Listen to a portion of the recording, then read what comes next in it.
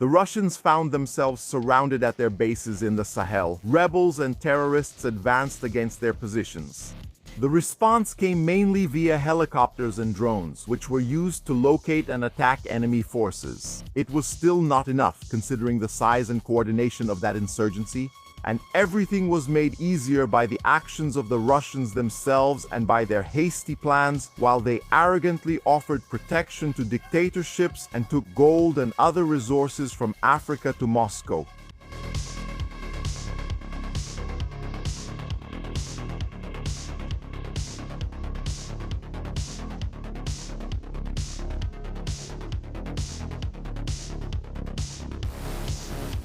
Volodya Shumakov, a Russian, set foot in Mali in 2025. It was a new phase of his life, a new kind of war. Maybe quieter, with fewer drones, and if he got there, it was because of other actors who had been transforming Mali's politics for some time. Shumakov didn't arrive without an invitation. He and his companions showed up because of agreements made by a central figure, Sadio Kamara. Among the motivations were threats like IADC and Al-Gabas Agintala. Dangerous men, once mocked as leaders of mere peasants in flip-flops and AKs. All these men helped shape Mali's recent history. Of course, the country's history is much older. Mali was an empire in the 13th and 14th centuries, enriched by being a center of trans-Saharan trade, through which gold, salt, and slaves passed. The empire fell because of gold, as so many do, and so it continued until the French arrived in the 19th century and made the traditional division of land based on colonial ignorance and arrogance, disregarding the ethnic conflicts that this would cause. The French left in the second half of the 20th century, leaving behind an unstable country where coups proliferated. In addition to revolts by ethnic groups like the Tuareg and the Fulani, who were not satisfied with the dominance of groups like the Bambara and the Vanduva, and the Malinke, who controlled the south near the capital, Bamako. The north even declared independence under the name Azawad, but it was never recognized. The fighting only intensified. And the French came back to help. France led missions like Operation Barkhane and supported the G5 Sahel joint force made up of Burkina Faso, Mali, Mauritania, Niger, and Chad. But their approach proved to be flawed. For some, despite partial success, one of the problems was the colonizers' perspective. And still, with many French companies exploiting the country's economy, this added to the dissatisfaction with the presence of former colonizers in the region and created the perfect moment for Sadio Kamara to start plotting with the Russians. In 2020, the military overthrew the government and then consolidated power under Sami Goïta. The relationship with the French was cut off. Russians were welcomed amid a flood of political propaganda based on the typical disinformation operations of the Wagner Group and its leader at the time, Prigozhin. Sadio Kamara would become Mali's Minister of Defense. When the Wagner Group went into crisis after Prigozhin's revolt, the Russians sent the Africa Corps, a remodeled version under full state control. Kamara at that time was concerned about the local actors. By 2024, the fighting against the insurgents was getting worse and worse. Bamako was practically surrounded, and he was counting on the Russians to save him.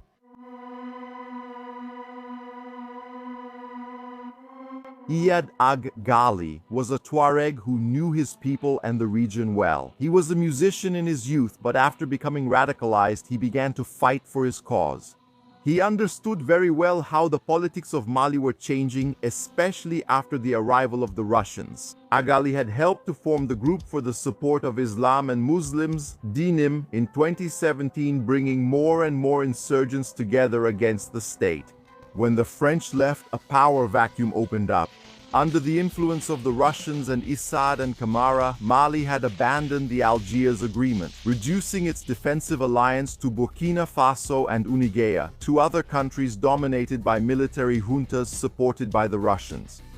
Thus, Moscow isolated the three military dictatorships that had come to power through recent coups, keeping them under its direct influence and as its main protection. The Russians only made things better for Iyad Ghali.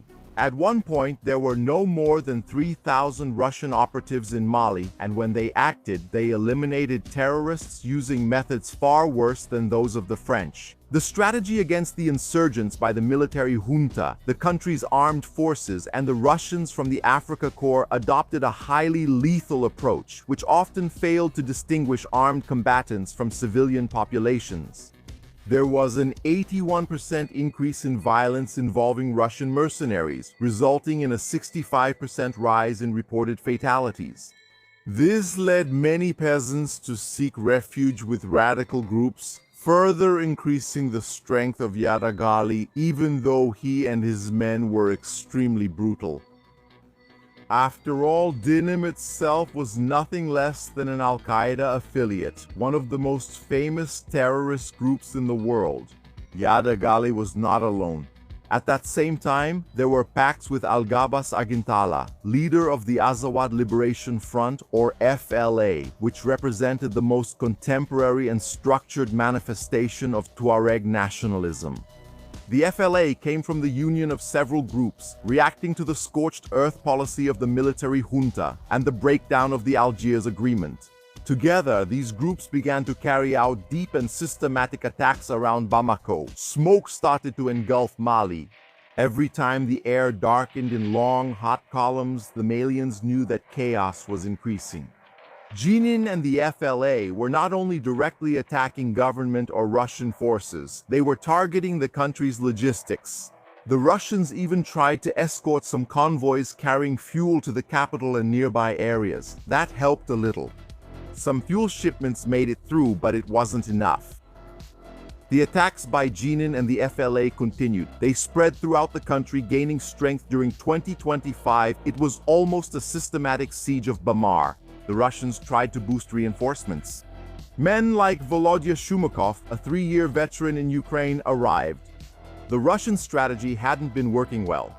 They relied on technological superiority, experience from other wars, and in some cases made the same mistakes as before. It was in one of those moments of arrogance that they advanced against Kidal. The government forces intended to retake the region, which had been lost to the insurgents years earlier. The fighting in 2023 was intense. The government sent troops along with the Russians, using their superior weaponry to contain the insurgent and terrorist advance. Drones were essential, helping to mark targets. The enemies were identified in the Sahel and turned into scrap and corpses by the explosions. The terrorists, however, knew how to react. They even managed to shoot down an L-39 Albatross, one of the old planes of the Malian Air Force. Even so, Sadio Camara entered Kidal afterwards, celebrating like a savior. But that was a strategic mistake. Kidal was located in an area dominated by jihadists, with logistics that were difficult to sustain. The FLA and Dinim started attacking government convoys and isolated wells. Even the Russians were caught in these ambushes. The bodies of the white saviors stained the desert with the red that flowed from their veins. Shumakov hadn't taken part in the capture of Kidal, but he saw how hard it was to hold the place. Convoys that were supposed to resupply the troops were ambushed in the sands of the Sahel and then looted, increasing the rebels' supplies. Thank you. They took the madness of Kalali's stitches in the city of Zaina Yassani. The Russians responded by destroying the terrorists' pickup trucks and leaving them burning in the desert. The insurgents tried to flee when they realized that the joint government forces and the Africa Corps used air superiority against them. Chumakov felt good in that battle. It was very different from the horror of the drones in Ukraine. There, he just watched as the air power began to burn everything in the desert, sending the enemies fleeing. He even found it strange how everyone fought in the open and still gathered in large groups. Something unthinkable in Ukraine. War was really full of idiosyncrasies. He hoped that wouldn't change. It was a kind of terror against the enemy that boosted the troops' morale. Many times, all they needed to do was send in fighters, locate the enemies, and mark their coordinates for a precise airstrike. It seemed that the Africa Corps and the government would be able to turn the tide in the major cities, preventing the enemies from approaching with large combat groups. Russian helicopters hunted the insurgents in the Sahel. Their low passes were precise, targeting both enemy bases and vehicles. The rockets tore through the desert, destroying the adversaries of the Malian armed forces. It was a threat that was difficult for the rebels to fight against. Neither the FLA nor the Odinim had enough means to distribute anti-aircraft weapons capable of affecting those war machines.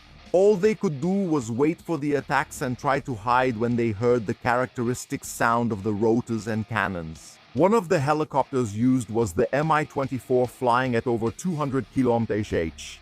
It could fly over the enemies, firing continuously. The Yak-B machine gun, 12.7 mm caliber, it tore through human targets and easily pierced rebel trucks. Cannons like the GSH-32 could penetrate light armor, so not even buildings in the villages, much less the improvised vehicles in the desert, offered real protection.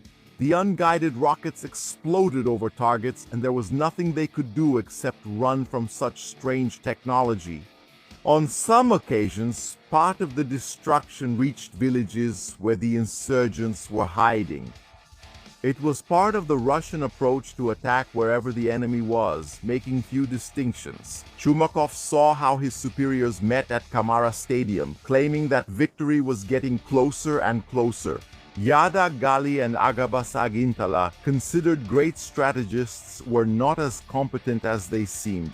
In the Russians' view, it was only a matter of time before they proved they were facing peasants in sandals with AKs rather than real military forces.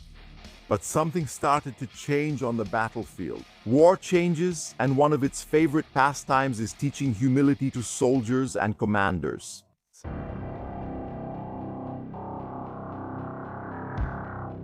The operation in the Sahel was profitable for the Russians.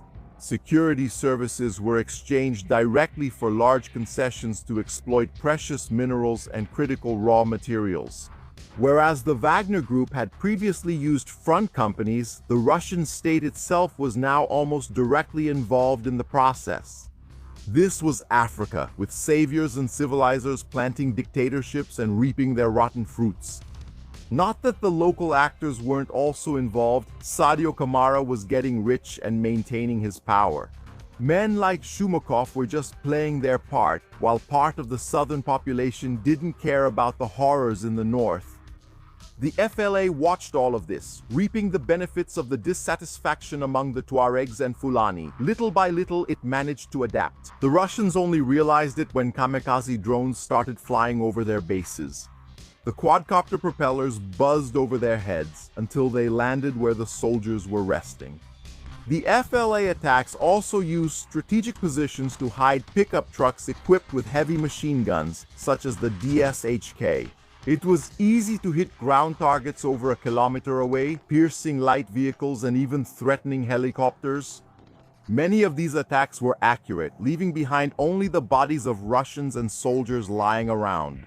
Scattered along the roads and across the desert, they were burned in celebration of small victories that, little by little, drained Moscow's limited power in Mali.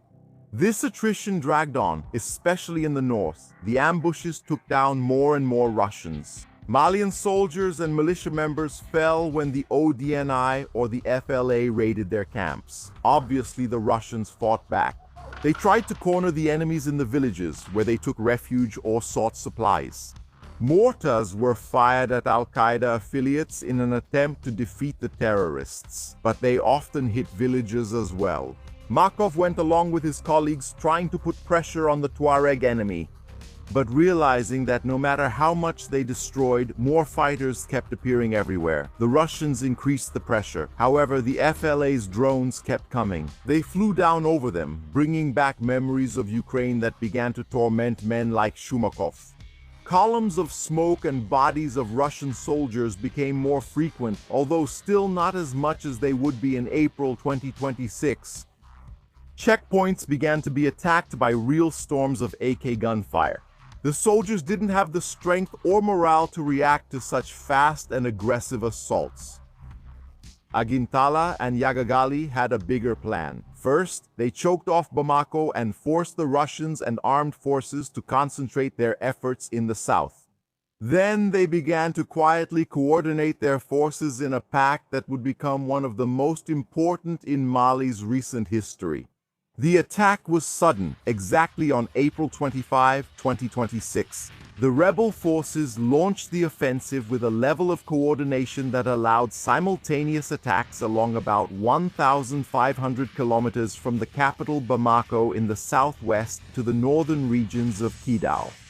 The insurgent forces combined irregular warfare doctrines with conventional assault tactics. The soldiers described the lethal use of indirect artillery fire and heavy machine gun fire, innovatively integrated with car bombs operated by suicide bombers and the unprecedented use of fleets. One of the primary targets was the fortified military suburb of Kati, the nerve center of Malian leader Assimi Goita's power, and the residence of the top coup leadership and base of the military junta since 2020. Odinim managed to compromise the security of the garrison perimeter and launch a coordinated attack with multiple car bombs. One of these car bombs devastatingly hit the residence of General Sadio Kamara, Minister of Defense and Veterans Affairs. One of the main architects of the Russian presence was now mired in scandal. Kidal was even easier. The city was already practically surrounded when the FLA and Odinim forces began their attacks. The fighting started within the urban areas. The masonry structures were riddled with gunfire. Men ran through the streets. The rebels' machine guns focused on the Russians and the army, infiltrating more and more into their defense points. Chumakov realized the danger clearly, while his men were still trying to reorganize to react. The Russians and the army detected the movement of many of these troops and tried to stop them with airstrikes. It was like stepping on a few ants while the rest of the ant colony kept crawling onward. The rebels still made the mistake of gathering in groups several times, and the Russians launched their kamikaze drones against these groups, blowing up vehicles and saturating ports with shrapnel.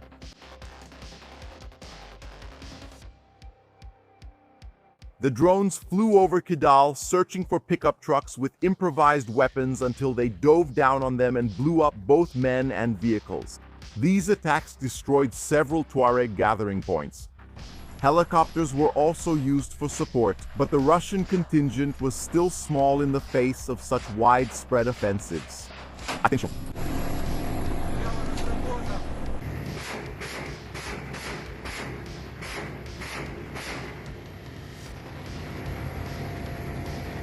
Images of the wreckage of the rebel pickup trucks were released, creating the misleading impression that, at that moment, the Russians were managing to keep the situation under control. That wasn't quite the case.